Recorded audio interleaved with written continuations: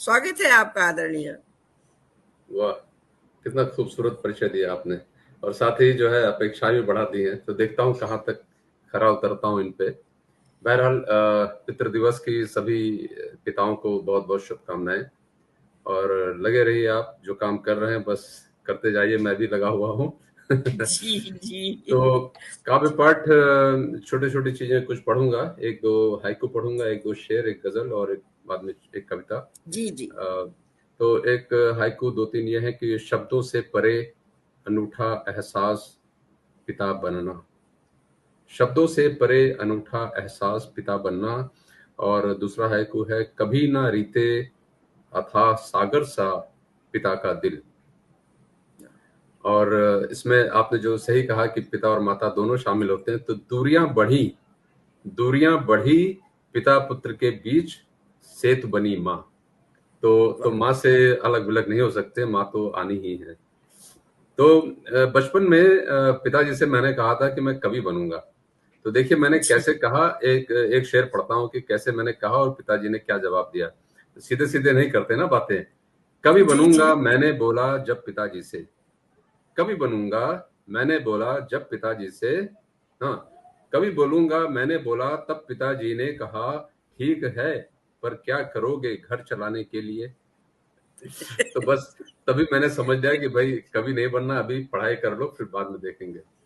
और एक और शेर ऐसा है कि आलोक कुछ बने हैं यूं ही तो नहीं बने, आलोक कुछ बने हैं यूं ही तो नहीं बने, पापा से लाड़ प्यार के थप्पड़ भी खाए हैं।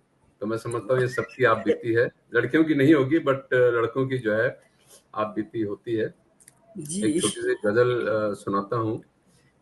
प्यारे बाबूजी अपना यूं फर्ज निभाते हैं। एक्चुअली मैं भी अपने पिताजी पे अपनी माताजी पे नहीं लिखता हूँ, कुछ ऐसी चीजें, कुछ अनोखी चीजें होती हैं, अनूठी चीजें होती हैं, वो मेरी अपनी है। बट इन जनरल कैसे है, प्यारे बाबा जी, प्यारे बाबूजी अपना यूं फर्ज निभाते हैं, अपमानों के घूंट सभी हंसकर पी जाते हैं, अपने शौक किनारे रख कर वह मुस्काते हैं।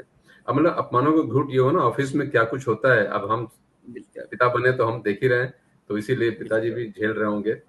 तो प्यारे बाबूजी अपना यूं फर्ज निभाते हैं, अपमानों के घूंट सभी हंसकर पी जाते हैं, अपने शौक किनारे रख कर वो मुस्काते हैं, बच्चों के मनभावन खेल खिलौने लाते हैं, वाह! चांद सरीखे बच्चों, आभार, चांद सरीखे बच्चों पर पूनम दमके हरदम, चांद सरीखे बच्चों पर पूनम दमके हरदम, अपने घाव भुलाकर उन पर छांव लगाते हैं, बच्चों के लालन पालन में उनकी शिक्षा में, बच्चों के लालन पालन में उनकी शिक्षा में पीएफ की पूंजी उनके ही नाम लिखाते हैं। बहुत और खूब, बहुत खूब। धन्यवाद, आभार। और बच्चों के फ्यूचर की चिंता, बच्चों के फ्यूचर की चिंता सदा उन्हें रहती, बात न माने बच्चे तो वो आंख दिखाते हैं। तो ये तो थोड़ा बहुत एकदम आंख दिखाना ऐसा और ऐसा ही। डांटना तो बनता है। वाक़ई।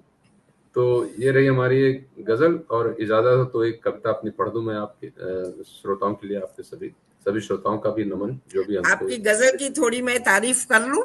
जी जी यदि जी। इजाज़त है तो? अरे बहुत खूबसूरत गज़ल, जी बहुत खूबसूरत गज़ल।